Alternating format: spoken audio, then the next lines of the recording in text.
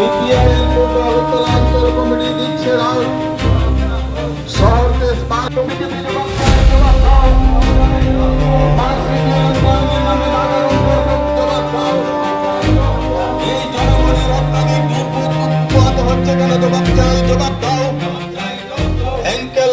মিশনের যিনি সিইও আছেন ওনার সঙ্গে সকালবেলা আমরা মিলিত হয়েছিলাম এবং আমরা ওনার কাছে সময় চেয়েছিলাম, বলেছিলাম যে আমরা মিছিল করে ওনার নিকটে গিয়ে ডেপুটেশন দেব, কিন্তু উনি আমাদের সকালবেলা সময় দিয়েছেন।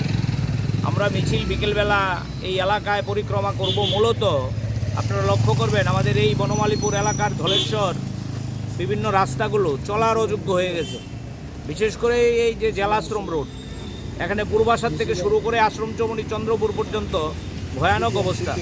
গাড়ি চলতে পারে না, বাচ্চারা চলতে পারে না। আমাদের এখানে ক্ষুদিরাম স্কুল আছে, ক্ষুদিরাম বিদ্যালয়, আপনারা গিয়ে ছবি তুলে আনবেন। ক্ষুদিরাম বিদ্যালয়ের সামনে বিরাট একটা গর্ত, এখানে গার্জিয়ানরা যায়, ছাত্ররা যায়। এগিয়ে যদি আপনি জেলখানার কোনায় আসেন একই অবস্থা, গাড়ি চলতে পারে না, টমটম চলতে পারে না। এই জেল রুট থেকে যে ক্রসিংগুলো গেছে আমাদের ধলেশ্বরের বিভিন্ন রাস্তাগুলোর মধ্যে, এই ক্রসিংগুলির অবস্থা ভয়ানক। রিক্সা, টমটম, বয়স্ক মানুষ চলতে পারে না। এই জেল রোড, আমাদের আসামাগরতলা রোড, এক একটা রোড ভয়ানক অবস্থায়, ধুলায়, রোদ্রের সময় ধুলায় চলাফেরা দায়। কিন্তু ওরা বলছে স্মার্ট সিটি। এটা কোন ধরনের স্মার্ট সিটি 1 বছর ধরে চলছে আমরা জানি না। এটা আমি নাম দিয়েছি এটাকে আনস্মার্ট সিটি, স্মার্ট সিটি না। সঙ্গে তো আছেই ড্রেনের নর্দমা, নাকে রুমাল চাপা ছাড়া চলা যায় না।